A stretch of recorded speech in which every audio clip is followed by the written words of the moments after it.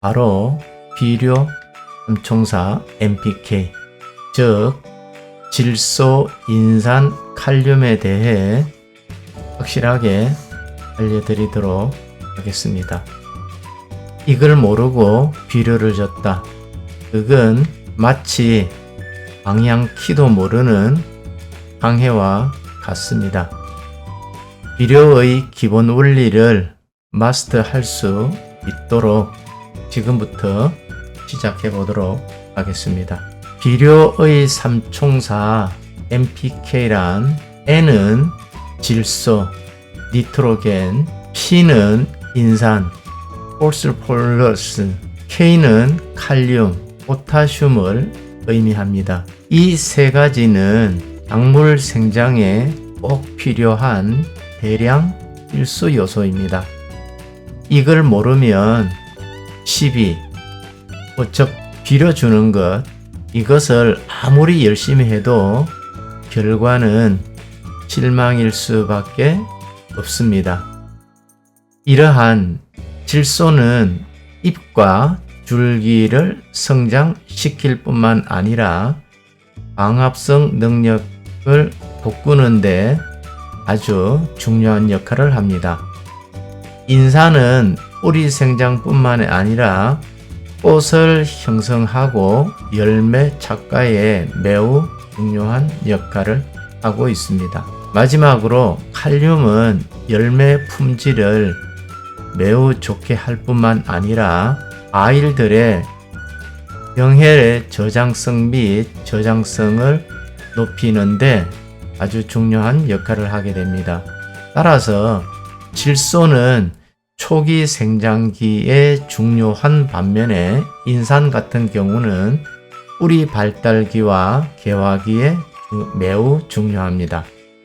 그리고 칼륨 같은 경우는 수확기 전후, 즉 열매를 비대시킨다든가 할 때 매우 중요한 역할을 하겠습니다.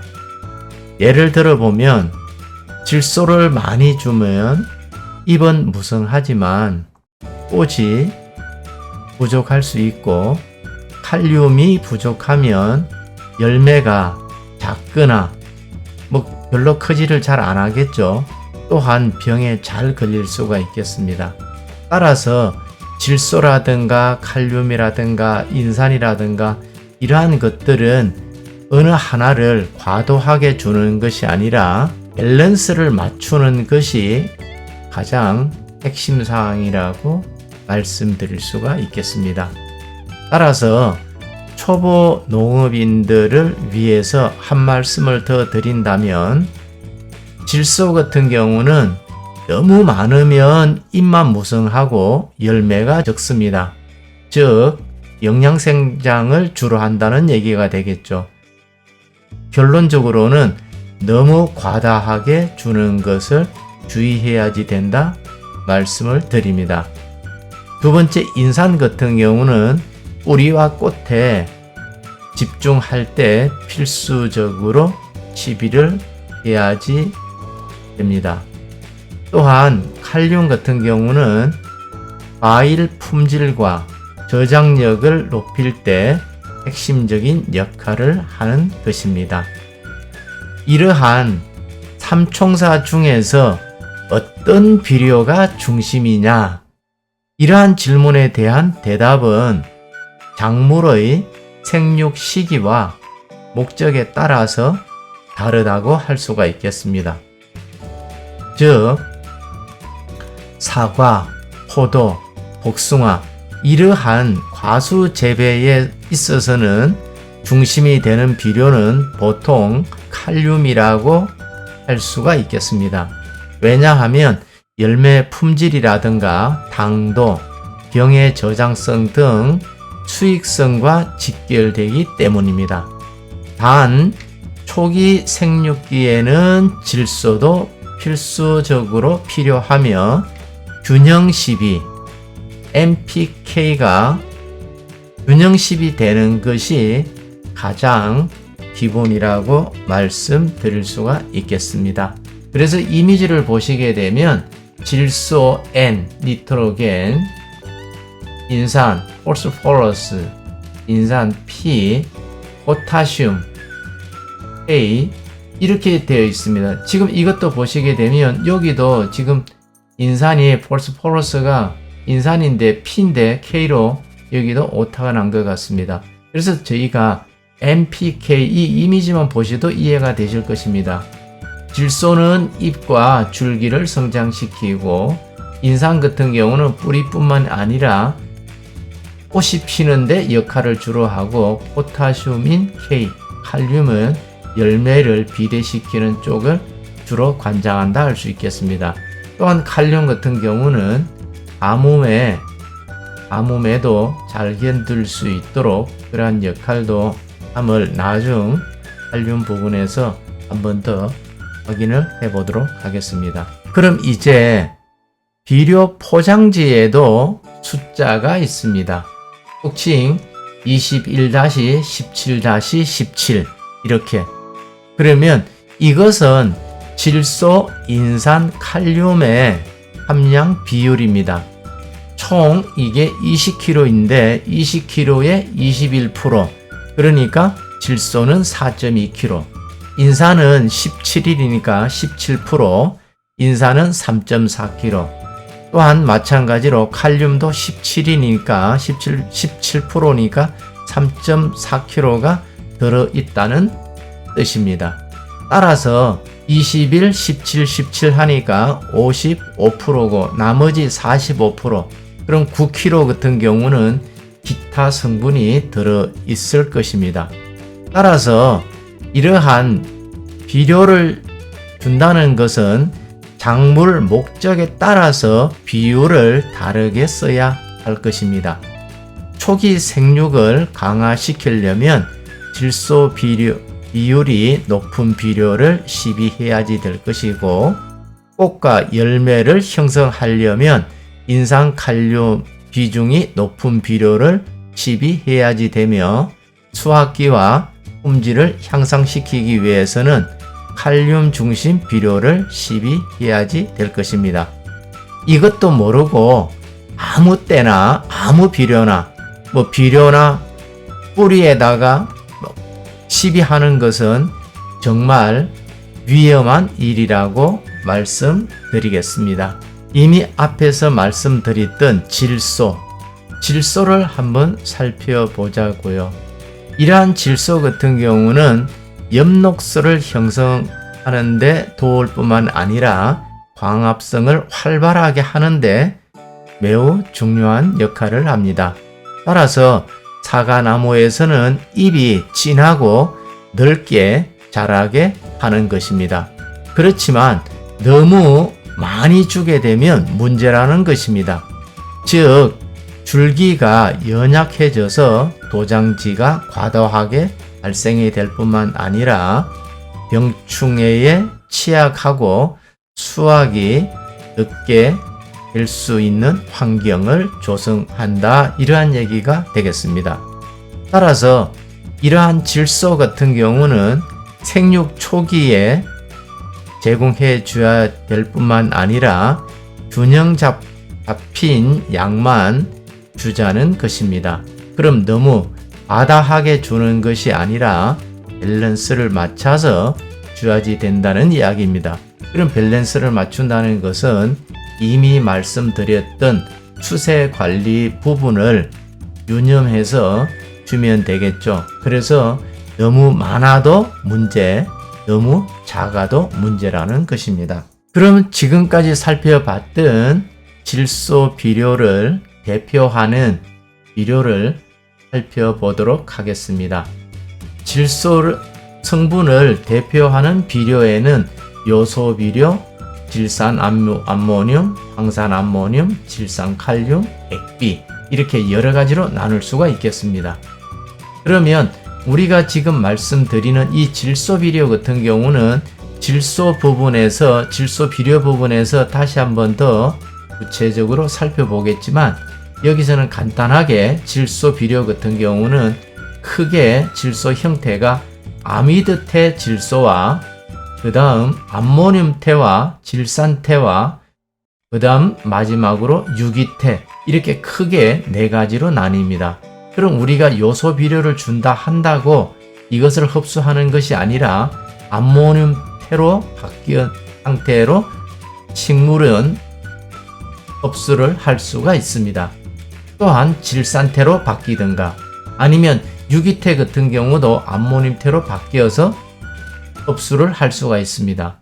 그러다 보니까 요소와 이 액비 같은 경우는 우리가 시비를 하더라도 즉각적으로 흡수할 수 있는 것이 아니라 아미드태에서 암모늄태로 바뀌어야 되고 유기태에서 암모늄태로 바뀌어야지만이 식물들이 흡수를 할 수 있는 상태입니다. 그래서 우리가 질소 비료 같은 경우도 아미드태, 암모늄태, 질산태, 유기태 이렇게 구성이 되어 있다는 것도 눈여겨서 살펴보아야 할 것입니다. 또한 역시 질소 함량으로서는 가장 많은 것이 요소이며 그 다음 질산 암모늄, 그 다음 많은 것이 황산 암모늄, 질산 칼륨입니다.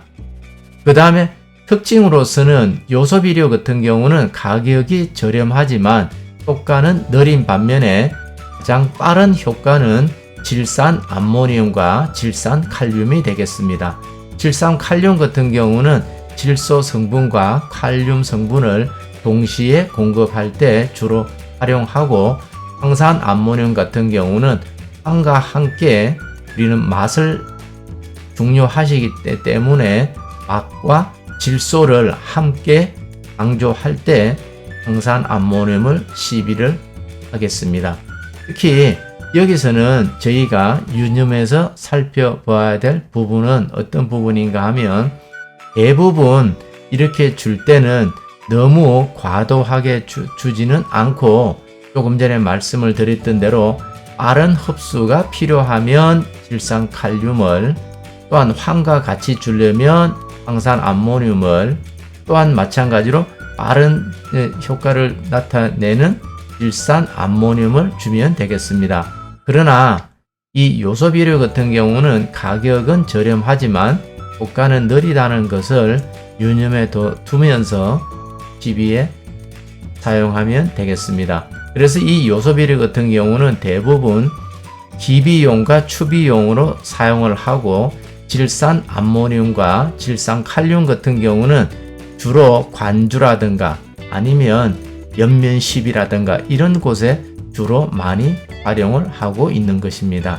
그래서 사과 같은 경우에 이런 곳을 황산 암모늄을 주는데 산성 토양에는 황산 암모늄은 가능하면 시비를 금해야 될 것으로 보입니다. 그럼 그 다음 두 번째 인산을 살펴보도록 하겠습니다. 인산 같은 경우는 꽃눈을 분화하고 뿌리 활착에 도움을 줄 뿐만 아니라 에너지를 전달하는데 ATP 형성에 필수 요소입니다. 사과나무는 특히 겨울 전에 꽃눈이 잘 형성되어야 이듬해 열매를 잘 맺습니다. 이때 인산이 부족하면 꽃눈 형성이 제대로 되지 않기 때문에 그 다음 해에 학과가 불량하게 됩니다. 특히 이러한 인산은 기비로 주는 게 효과적입니다. 그리고 이러한 인산의 대표적인 비료는 용성인비와 중과린산 석회, 과인산 석회가 대표적인 인산 비료라고 할 수가 있겠습니다.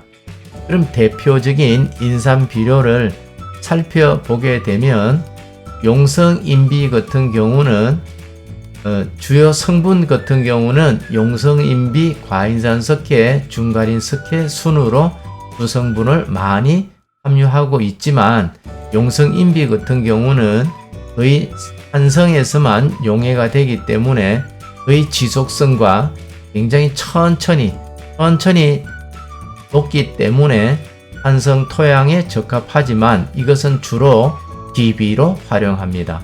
마찬가지로 중과린산 석회 같은 경우도 중성과 산성 토양의 기비로 활용하는데 중과린 석회도 기비로 주로 사용합니다. 그렇지만 이 과인산 석회 같은 경우는 수용성으로서 주로 기비보다 추비에 주로 많이 활용을 합니다. 왜? 적효성으로 나타낼 수 있기 때문에, 그럼 옆면십이라든가 빠른 인산을 공급하기 위해서는 마인산 스퀘를 녹여서 옆면시비를 하거나 아니면 반주를 해주게 됩니다. 그리고 이미 앞에서 말씀드렸던 용성인비 같은 경우는 사과 초기에 용성인비와 중간인 스퀘를 기비로 주로 많이 활용을 합니다. 그래서 사과 농사에서는 사과나무의 꽃눈을 분화시키고 뿌리를 활짝시키기 위해서는 기비로 용성인비와 중간인 스퀘를 주는 반면에 추가로 주는 추비 같은 경우는 마인산 스퀘를 옆면십이나 관주로 해서 주게 되겠습니다. 그럼 이제 마지막으로서 칼륨을 살펴볼까 합니다. 칼륨 같은 경우는 사과의 열매 당도나 착색, 저장성에 직접적인 영향을 미칩니다. 또한 병해에 대한 저항력을 높여주는 역할도 하지요. 만약에 칼륨 성분이 부족하게 공급이 되면 열매가 작을 뿐만 아니라 단단하지도 않습니다. 따라서 저장성 역시 떨어지고 쉽게 썩게 됩니다. 그래서 이러한 칼륨 같은 경우는 열매 품질과 병해의 저항성을 돋구는 데 역할을 한다고 말씀을 드리면 되겠습니다. 그래서 이러한 칼륨 같은 경우는 열매를 수확하기 전에 칼륨 시비를 반드시 해줘야 되겠습니다. 그럴 때는 항상 칼륨이나 질산 칼륨을 하게 되겠습니다. 그런데 우리가 지금까지 살펴봤던 질소는 N, 인산은 P, 칼륨 같은 경우는 우리 K로 표현을 하는데 보통 영어에서는 포타슘이라고 이름을 붙이는데 이 포타슘이라는 것은 포트에시, 포트에다가 젤을 가지고 이 칼륨 성분을 추출했다 해서 포트에시, 그래서 포타슘으로 발전한 단어라고 이해하시면 되시겠습니다. 그래서 포타슘 하면 칼륨 이렇게 이해하시면 되시겠습니다.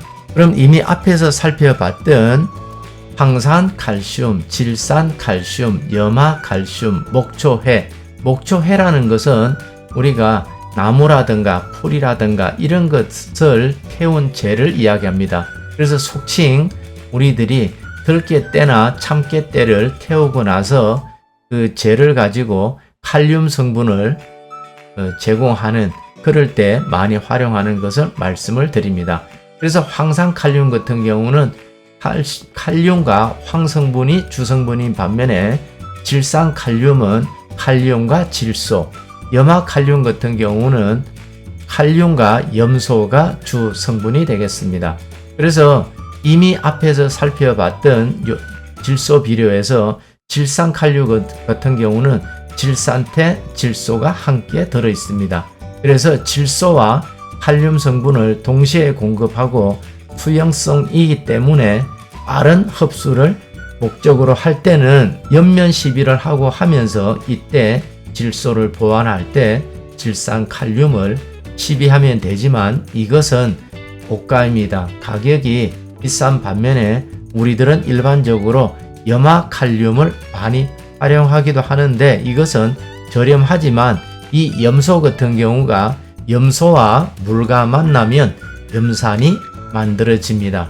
그래서 염류 피해에 아주 민감한 작물에는 사용하지 않는 것이 맞습니다. 그래서 우리 사과나무 같은 경우도 항상 칼륨과 질산칼륨을 주로 많이 활용하고 있습니다. 그런 반면에 대부분 이 칼륨 같은 경우는 대부분 다 수용성 비료이기 때문에 물에는 잘 녹습니다. 그래서 옆면 시비 하기에는 아주 적합하다고 할 수가 있겠습니다. 그리고 황산칼륨 같은 경우는 황도 공급하기 때문에 착색이라든가 당도 향상에 매우 적합하며 질산칼륨 같은 경우는 앞에서 말씀을 드렸던 대로 질소 성분을 칼륨과 동시에 공급할 때 적절하게 활용할 수가 있겠습니다. 그래서 황산칼륨 같은 경우는 수확 전에 착색이라든가 당도를 더 높이고 할 때 아주 사용하기가 아주 적절하다 말씀을 드릴 수가 있겠습니다. 그렇지만 질산 칼륨 같은 경우는 질소가 과다하게 제공이 될 수가 있기 때문에 이러한 부분들은 수세가 약한 작물에는 피해야 할 것으로 보여집니다. 또한 이 목초에 같은 경우는 우리는 친환경 재배를 하는 곳에 자가 활용 가능성이 있는 이러한 곳에는 목초 젤을 물에다가 녹여서 뿌려주면 될 것으로 사료됩니다. 그럼 지금까지 살펴봤던 시비를 어떻게 하는 것이 가장 좋을까 하고 말씀을 드린다면 사전에 토양 검정하는 것이 필수적이라 하겠습니다. 비료량을 결정하는 것은 토양 상태를 보고 조절해야 됩니다. 또한 토양 상태만 볼 것이 아니라 이미 앞에서 말씀을 드렸던 수세를 먼저 파악을 해서 시비를 양을 결정해야지 될 것입니다.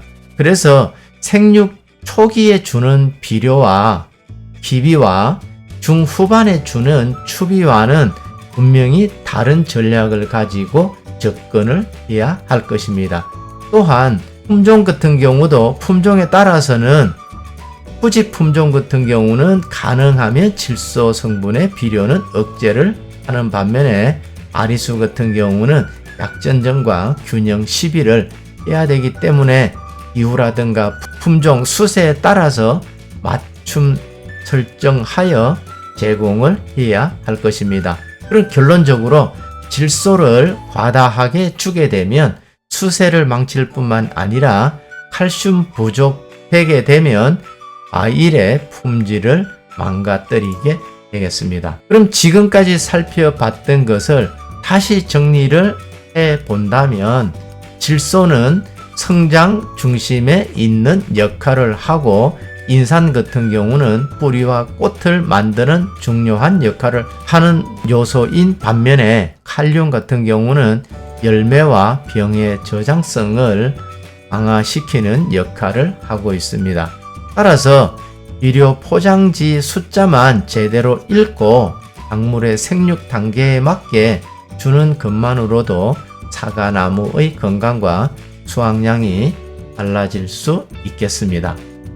다음 영상에서는 질소질 비료 과하면 독된다. 여기에서 요소 질산 암모늄, 질산 칼륨, 항산 암모늄의 질소 과잉 결핍 대처법에 대하여 자세하게 알려드리도록 하겠습니다. 긴 시간 함께 해주셔서 대단히 감사합니다.